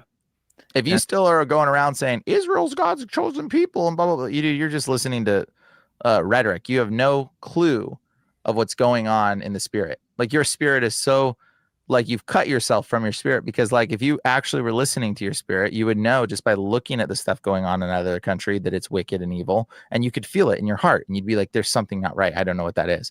That's your spirit. That's your spirit telling you, hey, that's not right. Your spirit is in connection with communion with God. But we cut and sever ourselves from our spirit, or we sell our ego, right? Souls. Say what? For our ego, right? Yeah, absolutely. Pride is like the number one, dude. Oh my gosh. Pride is, seriously, I have to deal with pride so much, dude. Pride is the biggest like demonic stronghold in Christians' lives, dude. I don't even like to deal with it. It's like, dude, if somebody tells me I'm a Christian, I go to church, and you got demons and I need prayer, it's almost like, oh gosh, like, dude, I don't even want to deal with your demons. Like, I don't even want to deal with your demons, because like, dude, I'd rather pray with somebody that I meet, like a homeless guy on the side of the street. It's like, I hate God. Like, I'd rather deal with that guy than deal with a Christian, because his demons are going to be weak. Your demon's been going to the gym every day when you go into church and get brainwashed more with pride. Pride. Hell yeah, dude. Bro, it's nuts, dude. Oh man. Yeah, no, that's you're speaking up, man. No, that's important. I think a lot of Christians, or folks who follow the Christ, feel this way, but they can't speak about it in their certain church communities for being like, fear of being exiled, right, or called a heretic or some kind of blasphemer, or, when these people who are calling them that are the ones who are being heretics in doing so, right? Oh, yeah. Yeah. It's exactly what it is. It's very sad. I mean, we live in a very deceitful world. That's why it's like, when you understand how deceitful everything is, you really got to come to the understanding of like, well, where are we actually in time? And that's why, I've talked about like, Revelation, like most of Revelation's already happened. And like, I talk about this, like, everybody's like waiting for Revelation to come, dude. It already came. Like, we're living past that, like, so much of it. And people don't. That's a whole nother subject that I go into and I describe and try to explain that through my podcast on my Demon Erasers, Ancient Angels podcast. But it's just, there's a lot. Yeah. Well, like I said, I think there's a lot more conversations that me and you can have, But yeah, dude, I mean, especially right now with what we talked about earlier, this stuff with the whole Turning Point USA thing and kind of where the direction is going in this country with everything that we've seen unfold. I don't know what do you think that we should do to understand this better and to teach it? Because, like I said, there's going to be people who reject this stuff or people who are going to counter it, right? Because you have people all day who will say that, the Jews want us to follow Christianity because it will bring back their Moshiach or whatever. What do you think about that? I know that's a loaded question, but like like it's a there's a lot packed into that question. So, Give me more specific. Be more specific. What are you asking? I don't know, that the ushering in of religion is really some people are saying the ushering in of the Antichrist. Here's just- what I'll say is like when you say that the Antichrist has already came and people miss that. Are you aware of that? Well, I'm aware that the Antichrist is also a title. Have you heard about the little season much or no? No one's ever came on the show and gotten into it. Would you like to explain it? Dude, I know that could probably take a whole nother hour. Oh yeah, bro. That's gonna take you're gonna have to bring me on another episode. I'll bring you on again to talk about that. Yeah, that'd be cool. That'd be a cool show to do again. Yeah. We'll go on another episode and we'll talk about the little season because like when you understand the little season, you're like, oh, I know you've been on NDS to talk about it, and I've that was a while ago. Who was it? Over a year ago, I'm pretty sure. So I remember that episode. Me doing my own shows and diving into all the things that I talk about. Is there's a whole there's a lot on my show that other podcasts don't really get into, more into the occult realm. And, we read a lot of esoteric stuff and, try to interpret it and really find the message that links them all together, because in my opinion, Christ was more of like the mystic to me. What do you think about that? Like the ultimate one. No, I don't agree with that. I think he's the son of God. Like, I think he was just like legitimately like, here's the thing. Like when you start digging into the Nephilim stuff too, you really start to come to some kind of understanding related to that. But like the perspective, I would say, yeah, when you really start digging into it, it's like Christ can be misinterpreted into a mystic. And so there's this term of like Christian mysticism that's kind of like a thing that's like, it's close to the truth, but it's a perversion, I think, in a lot of ways. You think it's a perversion? Yeah, it's a perversion. It's just all religions are perversions. Okay. Like every single religion, when you understand the little season, bro, like you understand how and what and everything else is, because like basically all religions are Christian. I don't know if you know that. Like today, every single religion stems from Christianity. Like Hinduism stems from Christianity. Buddhism stems from Christianity. Like Japanese culture stems from Christianity. Chinese language stems from Christianity, bro. Like all of it. Like all of it. It all stems from Christianity. Muslims believe that Jesus is coming back as the final judge. You're like, what? I thought he was just a prophet. Why is he coming back as the final judge? Because it stems from Christianity. Like Muslim behavior, all like at Judaism today stems from Christianity. That's why they have it in his Talmud that he's boiling in excrement. Okay, obviously it's the only one that really hates Jesus, but the rest of them, all the religions stem from Christianity. People are like, no, Christianity came from Hinduism. No, it didn't. Not today. Like it may have been older at one point, but today, what we know of, all of that stuff stems from the biblical narrative and from Christianity. Like Buddhism is exactly like you could type in Taoism. Taoism lines up with all the biblical principles that Jesus taught. You're like, what? Like, what does this, come from this same understanding? And so like I could see how people can get into like thinking that like Jesus is like a mystic. He's like the ultimate mystic, right? Yeah. And you get into this perspective, but it's because you just don't understand fully all the other narrative of what got us to the point of Jesus, like what the significance of Jesus was. When you understand it, stuff. say what? Is that when you you know, when you're talking about the little season? Yeah, when you understand that, you're like, oh, that's the lie we've all been told. Like what? Like you start to it becomes so prevalent when you really see it. It's, you know, I mean, it starts to open your eyes to so much more of what's actually going on. Like Jesus Christ is God's incarnate form into this reality to restore the brokenness of the genetic genome that the Nephilim created. And he stepped into our reality to teach us how to commune with the Holy Spirit. And so there is an aspect of, I guess, Christian mysticism kind of is, I mean, it's close. They just cut out the fact that Jesus is God.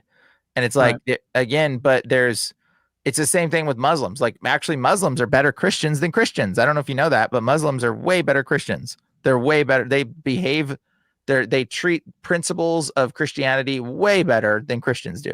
There's no Muslim. I don't know if you know this. There's no homeless people in like Dubai because it's like against the Muslim belief to let another brother be homeless. Like you got to take care of them. Like, so they don't have homeless people. Like, and you're like, whoa, that's pretty admirable when you realize it. You're like, there's no, they take care of one another. Like that's what Christians are supposed to do. But here's the thing. They're real close to Christians in understanding, but then they miss it when it comes to who Jesus is. And it's like, and then all the other things, all the other religions are real close to Jesus behaviors. I mean, Taoism, Buddhism, there's so much better Christian behaviors in Taoism and Buddhism than there are in Christianity. Right. But yet they miss the idea that it's Christ is the Lord. He's the King. He's the reason why we have this freedom, right? But then there's Christians who are the most wicked of all the people, but simultaneously, at least they get the part where, you know, they know Jesus is the Lord, but then they miss all the rest of it. And it's like every religion has this, you're really good, but you're really good, but you're really good, but, you know what I mean? Like, it's like every religion has this but that's like getting in the way. And it all has to do with Jesus. Like the but is always going to be like, you're really good, but this, you know, and it's like, or you're really close, but this, you know? And so like, there's a lot of closeness, I would say, to like, you know, Christian mysticism, I guess, in a regard is actually pretty close to Christian, like to what Jesus was teaching in a lot of ways. There's a lot of things of what Christian, but they miss the fact that Christ is the Son of God. And they don't understand that because there's an aspect of the mysticism that discounts the Nephilimology type stuff, really. Right. It goes into this more like hidden secret meaning of everything. Symbolic. Yeah. I look, I've delved into both kind of paths and I've found an intermediary, you know, in between both. I'm just asking you what you thought about that. Sure. I'd love to get you back on sometime to talk about the little season, man. I think that'd be a great discussion, and maybe some people who don't know about it. I'm one of those people. So, dude, you need to know about it because it's the biggest conspiracy that exists. And when you learn about it, you're like, wait a second. This is, why is this all this way? Like there's no reason that all of these things are this way unless it all happened. Right. Let me see. I'm going to bring up, maybe I'll show you this real quick. I'm going to show you something that's pretty cool. I'll just tease this so that way it's not like, the little season doesn't make sense. We'll just talk about it. No, I'm going to tell you this. I'm going to show you this. And then you can at least be like, oh, whoa, that's crazy. Mac is saying right here, I was an atheist because none of it ever made sense. When I heard about the little season, everything came together. Dude, see? There you go. Heck yeah. And my audience already know what's up. Like I said, man, I'm and I let people know, you know, just so I don't lead people down the wrong path, you know, that anything that I say about my opinions about things, it's my opinion, right? It's just nothing is fact. I could be wrong about absolutely everything, Great. So I'm always down to learn about new things, man. Okay, I'm going to teach you something right now. Ready? Let's learn something together. Yeah. I wonder if I don't do a full screen, if it does something different. StreamYard's weird. It's very weird. Okay, let me share this screen. Share. Yes. Window. What does that do? Let's see. Okay, so it doesn't really do anything different. Okay, whatever. We'll just make it. There we go. All right. So check this out. So this is ancient Chinese, ancient Japanese. Okay. Yeah.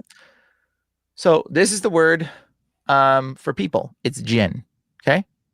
This is the word for heaven. It's tin. Okay. And this is the word for giant. Isn't that funny? So what happens when you mix the children of earth with the children of heaven? You get, what is that word again? Giant. Nephilim, giant? Nephilim, yeah. Isn't that funny? Look at this order that they're in. Do you see this? This is ancient Chinese, bro. Yeah. Like, you're going to know Japanese, ancient Chinese. You're like, wait a second. Why is that their word for people? And the people are called jin, as in like Gentile. Isn't that funny? It's jin. But also they have another word for demons, which is also called jin as well. But it's a different jin pronunciation. But jin or Gentiles. Why is this the same word? Okay. So like when you really dig into these things, you start to understand like what this is talking about. You've got the word, so giant heaven. So here's the word for legs. Here's the word for mouth. Okay. And then here's the word for field or garden. Okay. And here's the word for tree. Right. So we'll go down here. This is the word for woman, which is eve and evening. Okay. It's a similar looking word almost. But we'll just get down here to like, let's see, like the word for naked. Okay. It's the God radical, which is Z, that little Z there. Okay. Plus the word garden up here, plus the word tree. So what happens in the Garden of Eden? They eat from the tree in the garden and God sees them and recognizes that they're naked. That's the word. This is the Chinese, ancient Chinese word for naked. It's directly from the Bible, bro. Like it's literally straight up. Like look at this word for fruit juice, which is funny, is the word garden, tree, plus heart, plus the Christian cross. That's the word for juice because Jesus turned water into wine. That's what that is. So you're like, oh, that's weird. Fruit, juice. So tree, garden, and then heart, Jesus, heart, cross. Like what? Like what? Why is that word there? Okay, here's their word for forbidden. It's two trees plus the word show. So show, Satan is called the original showman. Okay, he's the showman because he showed Adam and Eve what to eat from. Okay, it's the word shaman as well, where we get the word shaman from. So their word forbidden is tree plus the word show below it. Do you see that? Yeah. Are you following me? Yes. Because their words are conjugated. They're crunched together. They squish them.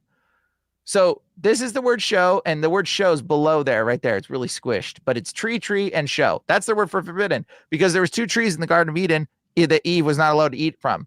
And the word for covet is tree plus woman.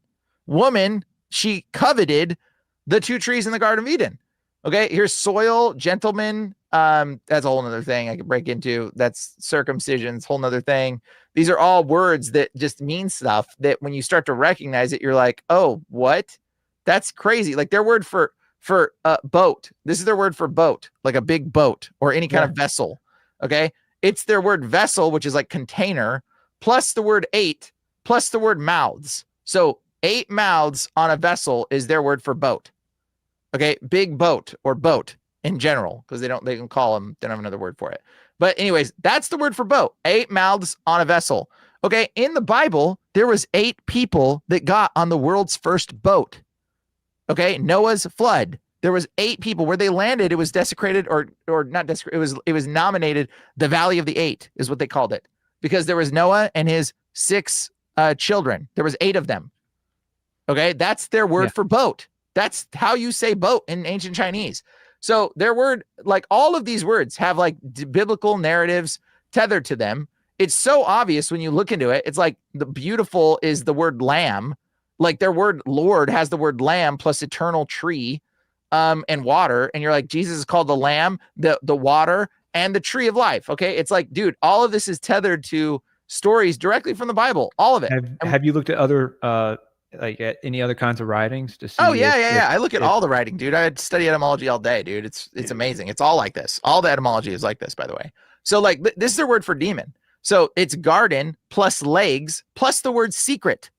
Okay. So in the Bible, who lost their legs for telling Adam and Eve the secret of eating from the tree? The serpent. Right? The serpent, right? Yeah. Demon. Satan. Okay. Right. Like, and here's their word for magic or ma, which is the devil as well. It's actually where we get the word manipulation. It's two trees plus the word garden plus legs plus secret plus house over it. So they lost their house when they ate from the two trees with the garden. That's their word for manipulation. That's their word for magic. And dude, like all of their words are like this. So like even their word bewitched, look at this. Bewitched is the word for woman plus the word heaven. You're like, well, woman in heaven. Well, if you know the stories, why would that be their word for bewitched? Woman in heaven. But if you know the Bible, you'd be like, oh, woman in heaven. It was when the women slept with the angels of heaven. They were bewitched. Yeah. They were led astray. Their word for ghost, which is yokai, is woman plus heaven plus mystery of life, which is heart while soil, which, by the way, heart while soil is their word for mystery of life. Who's heart while soil? Adam. Adam was alive while he was soil at the same time. That's their word for mystery of life or mystery. So woman plus heaven plus mystery of life is their word for ghost. That's what it says in the book of Enoch. It says the women that mated with the children had, and when those spirits, the Nephilim, died, they would forever be referred to as evil spirits or ghosts. That's straight out of the book of Enoch. Their word for ghost is from the book of Enoch. You're like, what? How is their word from ghost? Yes, that's 100%. This is ancient Chinese, bro. Look at this list, dude. I can keep going. There's so many, all these words are straight from the Bible. Like there's just so much more to this stuff when you start looking into these things, and even other languages as well. Like I could go forever, dude. But anyways. Yeah, no, fascinating. Bro, when you start to recognize every language, every word, every culture tethers from the Bible, there's a reason for it. There's a reason that it all came from the Bible. And that when you understand the little season, everything makes perfect sense. You're like, I know where we're at. I know what's going on. I see what's okay. I not exactly. We still don't know. We still are a little bit confused on some things, but we see the general consensus of where we're at. Look, it makes perfect sense because you're like, how on earth is ancient Chinese reflecting the Bible? That's because it was resurrected from the Bible. Like it all came after the flood, after the little season. And so you like all of it. Like I know I can read ancient Chinese. I can read like 20% of Chinese. I can look at words in Chinese and I can tell you what they say. I don't know Chinese, but I know I know the Bible enough that I the symbols Chinese, and I can tell you based on that symbol, that looks like someone grabbing someone's ankle, which in the Bible, he grabbed his ankle. So it's got to be a word related to jealousy. Like I could just look at these words and like just tell you. So, looking at Chinese, looking at Japanese, because they're all pictographic like representations of it, which is the oldest language we know that's consistent that we've kept, all reflects biblical Jesus narratives, by the way. It points to Jesus, like all of it. Like it's crazy. And so you're like, okay, Jesus is way more than just a mystic. Right. More.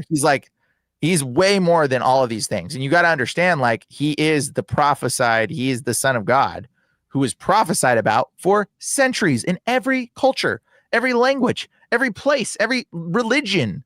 In Hinduism, they prophesied about him. They called him Prajapati. Prajapati was his name in the Hindu culture, and he was in the Vedics, which is the root text they get the Hindu religious perspectives from in the Vedas. And it talks about the Rig Veda, talks about Prajapati being the Lord of sacrifices. And you're like, what's the Lord of wait, what? Did everybody sacrifice to him or was he sacrificed? And then it says he will, I think it says he'll die for his people and it says that he will raise again, and it talks about him wearing a crown of thorns, and it says this is the only way in the Vedic text in the Hindu religion. And you're like, what? How is this person not spoken of? It's Jesus in Hinduism, in the oldest Vedic text that we have. Somebody's saying Jew was a cross with the number 10. What's up with that? Oh, there's Does a that have lot something more to do to with that. the Sephiroth? No. The 10 spheres or whatever? No. So okay. the reason why 10 is Jew is because that has to do with, like, Jesus was called the original Jew. The Jew was actually hijacked, but Jesus was the original Jew. And also the number 10 in Japanese is a Christian cross. Isn't that funny? So like you say the number 10 is Jew and you draw it with a Christian cross. That's how you write Japanese 10. So Jesus was the original Jew that died. So there's like a distortion that's happened. Obviously the Jews today are hijacked and, you know, we know they're evil, but the Jew back then, the original status of what it was, there was a distortion of things related to it. And actually the Japanese language changed midway through. So that wasn't even their original writing system. That was like the later adapted writing system after it all converted to Christianity to some degree. I think anyways, there's obviously theories and stuff out there as to what it was, but the original word for, a person in Japanese was dwarf. Which is even funnier. Really? Yeah. So that's the original word in Japanese, like to call themselves, we call them Japanese, but they called themselves dwarf. And in fact, the word for Japanese, dwarf, actually got changed later because they deemed that it was offensive to call them dwarves. So they called themselves dwarves, though. That was their word. It became an offensive term. So, but that's the original word. So, and when you start looking into it, you realize it's all Nephilim tied. There's so much Nephilim tetherness to these cultures. And I mean, like, if you go on my channel and you watch the on YouTube, I've broken down every one of these subjects in like my Demon Erasers on YouTube. If you just start watching every subject in these channels, like it will carry you through explaining it. And you'll be like, whoa, how did I not see this? One of the biggest ones that I talk about is Gentile. Like right now, people think the word Gentile means non-Jew. It does not mean non-Jew. Yeah, this is my channel, Demon Erasers. And if you click on the live tab, click on the live. This is what you need to go through. Scroll to the bottom, start in episode 1, where it's not just my faces. Those ones, all those. Yeah, all those will give you definite understanding of all these different things, starting with episode 1. Cool. Yeah, I think there's an Ancient Angels tab that might have more. I don't know. Playlist, maybe? Playlist. There's Ancient Angels. Yeah, there it is. MK Ultra, that one. Cool. Okay. Yeah, if you start with that one, it will go through. Yeah, and I break down all of that. That right there will open your mind and be like, whoa. So if you can go through those episodes, all those you'll understand each subject as it goes. You'll be like, that's what this actually means. You'll be like, whoa, how did I miss that? And so that's the breakdown. I talk about RH negative blood. I talk about Nephilim, which, by the way, gorillas are basically Nephilim with Down syndrome. Just a side note. Hold on. Yep. What? Oh yeah. They're Nephilim, Down syndrome Nephilim for sure. Yeah, we got some shows we got set up, man, because there's some stuff I got to talk to you about. Down syndrome, Nephilim.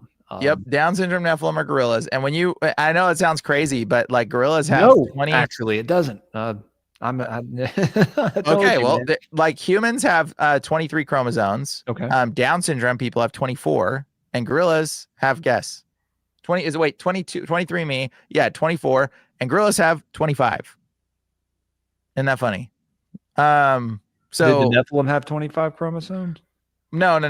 They're just, the gorillas are just double down. I hear you. Double down. I understand.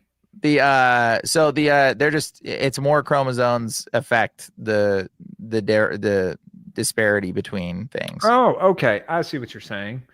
So there's a whole lot to that as well, because like you can go into like Bigfoot's and Nephilim, obviously. Right. That whole cryptid category. Those are just these fallen angel. Are they like fallen angel genetic kind of manipulation or tinkering or whatever?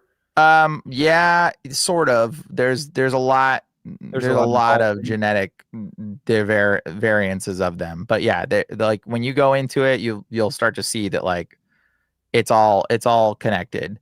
And so like the Nephilim, like when you see that like the Nephilim, the Down syndrome connection to gorillas. So like it's like they basically in the Bible, in the book of Jasher or Yasher, whatever you want to call it, they talk about gorillas actually for the first time mentioned historically. And it's not quite gorillas. You're like, it's this word kifas or kofs, which is the only oldest word that we have similar, which is monkey, kof. And it says in the book of Yasher, it says from the middle down, they're like bears and they are like kifas. And you're like, what? Bears and kifas? And it says from the middle up, they're like children of men. No, from like the middle down, they're children of men. And from the middle up, they're like bears or kifas. So what happens when you mix a bear, a monkey, and a man? Excuse me. Bless you. You get you get a chimeric creature. Yeah, probably something similar to what a gorilla might look like, right? A bear, a monkey, and a man. That's what that is. Wow. Was this gene splicing, you think, or was this just like spiritual? It was gene splicing for sure. Okay. I think. Okay. Yeah. And so there, and like when you start to realize, there's another thing it says in the book of Yasher. It says that the people that were building the Tower of Babel, it says that God turned them like elephants and like monkeys. And so you're like, wait a second, there it is again. Like God turned them into elephants and monkeys. You're like, what? Like this is weird. And you're like, okay, well, there's woolly mammoths that are hairy elephants that are like elephants. And then there's monkeys that are like gorillas or apes. So a lot of these things were like ape. Like I think the monkey was a creation God made, which is similar more. They're like a raccoon almost. They're just longer arms, right?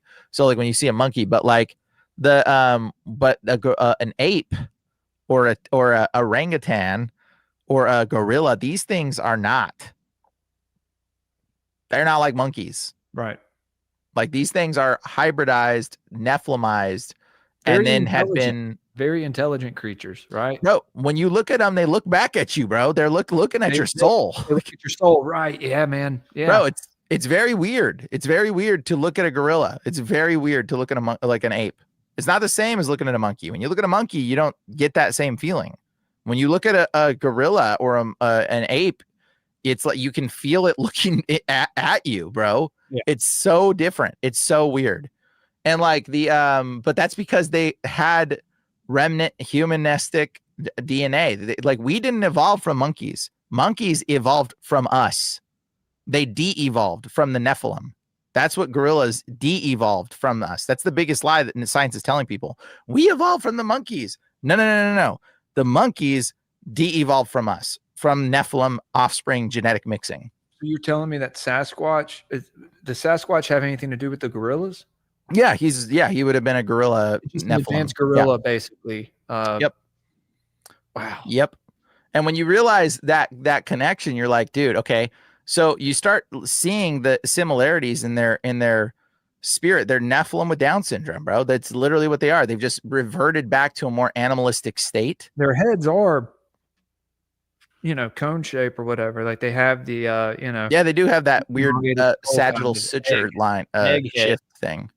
Yeah, they're that's what they are. And like they've basically hybridized with different animals over and over to create this state of what they are. They're a mix of things. And so you'll see this kind of remnant genetic splicing. Actually, here, I'll show you one thing. Jay Dyer. Yeah, I mean, Jay Dyer he should absolutely, I'll talk to him sometime, but he probably would not. He would not be a friend of mine because he's like very logical. Right. Like, yeah, so too logical. I don't know if he would do well on this show. You definitely are this type of Okay, I'm gonna show you something. Check this out. This is gonna be pretty crazy. Let's see here if I can find it. Okay. So I'm telling you, Yakub is Inky. That is the scientist. Yakub is Yeah, that is the scientist. Nudamud or whatever his name was, the artful fashioner. So I was talking about. He would make these like avatar bodies and create these science experiments. Yeah. Yeah. Well, yeah. I mean, that was the thing. Yeah. Okay, here, I'm showing you this. I'm going to show you this. Okay, thing. gotcha. Check this out. Okay, so this is werewolf syndrome, right? So this is hypertrichosis, is what they call this. Look at the width of the person's nose. This is not normal. This is like an like her nose would be like half my face, dude. It would be huge. It would be like this. Okay, like that is not normal. Okay, and notice how the hair grows differently. Like look at the pattern of hair growth. This is not. And notice how it's mostly on their face. Or like this is the wolf boy. And this is photos and drawings of people back in the day, dude. These are like distant, they were kings and there was a whole race of people that were like this. Dude. Like, bro. That's wild, man. I can't believe I've never dove into this before. Yeah, dude. Like when you start to see this, you're like, what the heck? What is this? Like, dude, that's what the people look like, dude. I can't believe I never dove into this before. Look at this. Insane. So these people, and then look at this. This little kid, he's from the waist down. He's like hairy, like from the waist down. And you're like, okay, that's weird. Like Pan, like the goat god Pan. Yeah. Notice how it's like that there. Look at this one. This guy, dude, this guy, look, he's even got this skin that monkeys have. Monkeys will get this like growth skin. He's even got that. He's got this and even that skin cell overgrowth. That weird disparity. Now, when you look at, by the way, normies will say that that's makeup. Normies, yeah, no, dude, that dude is literally what he looks like. Right. And like this girl has it too. Like it's all on her face. Look. It ain't makeup. That's Nephilim leftover remnant genetic sequencing. There's a lot of people that have it. I actually walked past a girl just recently who had this on her face. I remember having this Guinness World Record book, and two brothers were in there. Mm-hmm. This was back in 2004. These two brothers that were covered in hair, and like they look like werewolves. Yeah, dude. It's like the hairiest men alive. They held the record for the hairiest men alive, or whatever. Dude, I haven't even seen that one. That's crazy. Yeah. These two brothers. I'll try to remember their names. But yeah, this is Lalit. His name is Lalit in India. He's very famous now. He has you can look up his channel. But like, dude, like the way the hair grows is not, this is not normal hair growth. Say what? Channel? What about it? No, I just heard you say that he has a Lalit does. Yeah, he has a channel. He has a YouTube. He has an Instagram and all kinds of stuff. This dude. Lalit. That's his Instagram right there somewhere. I don't know. Insane. But yeah, so like here's the thing. So check this out. So orangutan. Now, what did they tell us about the Nephilim? They said that they were hairy and they were red. Huh. Redheaded, right. Isn't that funny? Isn't that weird? Like look at this, look at these things. Bro, this is not God didn't create this. Okay. This is a genetic perversion, okay, of animal human hybridization. Like this is not God's perfect creation. Okay, whatever this thing is, this is like some monstrously created human-esque hybrid thing. And when you see this thing looking at you, like you can feel its soul, dude. It's pretty creepy. It is creepy. It's very creepy. It's so unsettling. Like you could see it's like looking like, dude, it's like pretty gnarly. Has some like wise aura around it sometimes, like some ancient entity maybe. I don't know. Dude, it's because there was once a human soul tethered to these things. And so now they've diversed back into like a Down syndrome state. And so they've like gone back to like animalistic. They've lost the intelligence aspect of their soul, right? But they're still retained the physicality of its body, genetic makeup. Now, here's the crazy part. So, Mokele Momembe, have you heard of that? No. Or no, wait. There's another one. Orangutan boogeyman. So in Africa, the orangutan boogeyman is he's called what was it? It starts with a T. Let me see. The orangutan boogeyman refers to Maui's of the folklore. They're called. Oh gosh, it starts with a T. If anybody knows, it's the thing in. They freaked out in Africa when they put the orangutans first in the zoo because they thought that they captured the boogeyman.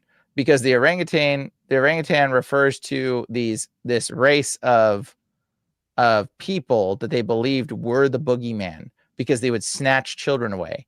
Starts with a T. It's a Tokanashi. Yeah, orangutan. Tokanosh. Tokanosh. Dude, I don't I don't know how you remember these names. Yeah, the Tokanosh. How do I spell that? Tokanosh. Okay, Tokanoshi demon. Okay. Let me see if that's. No, that's not it. Tokanosh, demon, Africa. That's the Tokolosh. That's it. Okay. I think that's the made up.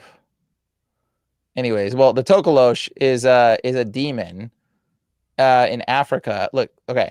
The Tokolosh is a malevolent goblin-like demon from the folklore of the people of South Africa, particularly the Zulu and Zanu cultures. It is often described as a hairy dwarf-like water spirit that causes mischief, illness, and even death. Okay, the Tokolosh is the orangutan. They think, and he kidnaps children, by the way. And so, like the Tokolosh I'm is. pretty sure I've heard Credo Motwa. I don't know if you ever listened to Credo Motwa. He used to hang out with David Icke, the Zulu shaman that had all the alien experiences. Grew up as a Christian, but then was called back to his home country and became a shaman. And so he had all these figurines of these beings that he would have these encounters with as a child. Demons. And, yeah, basically. And he would talk about. I'm pretty sure this is one of them. Yeah. Oh yeah, it's real. The Tokolosh is but here's the thing. In Africa, they think that the orangutan is the Tokolosh. So a lot of people like in their culture believe that when they saw, my buddy was in Africa when they put the zoos in, the first zoo that they put in that certain area he was in, and he said all the people were terrified when they went to the exhibit. He said he just went around and all the African people were just like petrified at the orangutan exhibit. And everybody was like, white men are crazy. They put the boogeyman in a zoo. That's what he said. They put this. They caught the boogeyman and put him in a zoo. And they were all like, they'd go by the orangutan exhibit and be like petrified, looking at the Tokolosh because they thought that was a demon that kidnaps children. That's literally because that story came from what the Nephilim were. They were the red-haired, giant, hairy things that kidnapped and ate children. And so they knew that. So they just assumed because it was a de-evolved state of the orangutan. It seems like we're the only culture that doesn't look at these creatures as such, right? But all these other cultures from around the world do. They pass these stories down, and like I was saying earlier, so their children know about these things, and it's often looked at a lot more realistically than folklore, right? Oh yeah, absolutely. Just here, we live in some fairy tale land of of what they feed us, and then that's it, right? Yep. And so I don't know, man, it's there's a lot more I think to talk about on this subject. And I would like to get you back on here sometime. I know we're almost at 2 hours. Yeah. Because I could keep going about the cryptids, bro, all day. I'm telling you, all day. Well, I haven't experienced one in real life. Don't know how I think I'd handle it well. I just wouldn't wish it on anyone, I guess. Just gotta understand the authority of Christ, bro. Like if I saw a Nephilim cryptid thing, I would just be like, in the name of Jesus. Like I talk to the demons, I'd be like, bow your knee, and it would bow. Like I know it would, because I know what I do to the demons. They'll do the same thing. They'd be like, okay, and like it would bow. like I could command it to do whatever. So if you understand casting out demons, the cryptids don't scare you anymore because you realize what the demonic world is. It's like, yeah. I would love to get you back on for some kind of biblical cryptid episode. You know, that and then the little season. So like Let's I said, do I it, think we man. have a lot of conversations that lay ahead of us, man. Sounds great. Thanks for having me on, dude. Yeah, dude. It was awesome. Tell everyone where they can find you and what if there's anything that you just dropped or that you got coming out. Yeah, just go to my YouTube, subscribe to my YouTube, and watch the ads so I can get paid to do this more. Hey guys. No, just go there, just add me YouTube, Demon Erasers, or Instagram. My Instagram is getting pretty big. It's blowing up, and I talk about different stuff on there. My TikTok's pretty big. I don't really post very much on there because anything I post, they just immediately like take it down. So I'm like not posting as much on TikTok unless the Lord tells me to post something specifically. And so, yeah, I just kind of, and then Demon Erasers, ancientangels.com. If you guys want to watch the movie about demons and Nephilim, that my movie on the Ancient Angels right there, that's probably the most notably stable thing to share. And then, I'll have more stuff coming out. I do a podcast every Saturday, talking about all kinds of this stuff, guys. And I break it down and explain it as best as I can to share with everybody the connections that the Lord has basically kind of led me to and shown me, and the stuff that I've learned from dealing with demonic stuff. And if you guys need prayer and casting out demons, you can go to demonerasers.com, and I pray for people too. So yeah, it's fun. That's pretty much it. Guys, this was a banger of an episode. Like I said, this week, we've had a few bangers. We had some a little earlier this weekend. Go check those out. If you haven't, go follow me on X at GrayPilled Pod, Instagram, GrayPilled_podcast, even though I barely use it.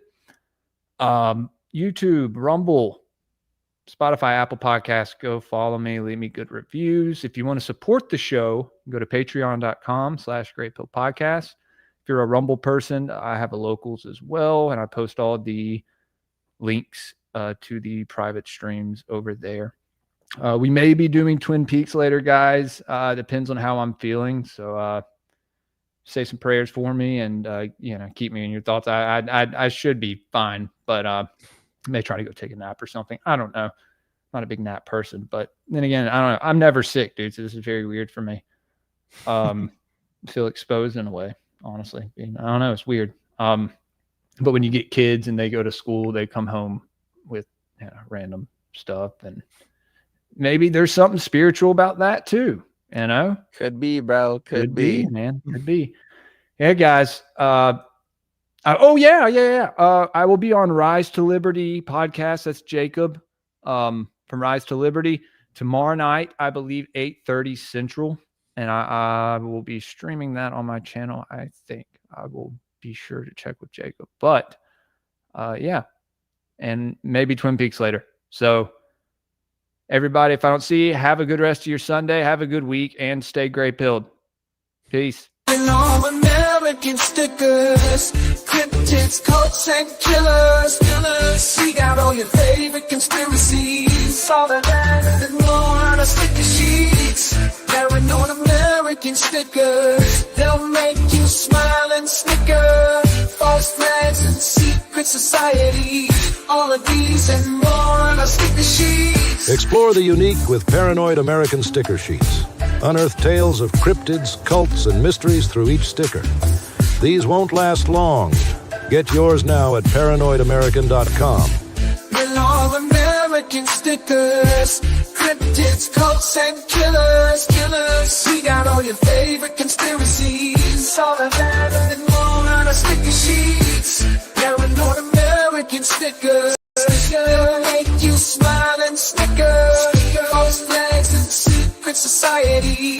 All of these and more on our sticker sheets. What the heck are you waiting for? Discover the extraordinary with Paranoid American sticker sheets. From cryptids in the night to cults out of sight, each sticker is is a unique find. Get yours now at paranoidamerican.com.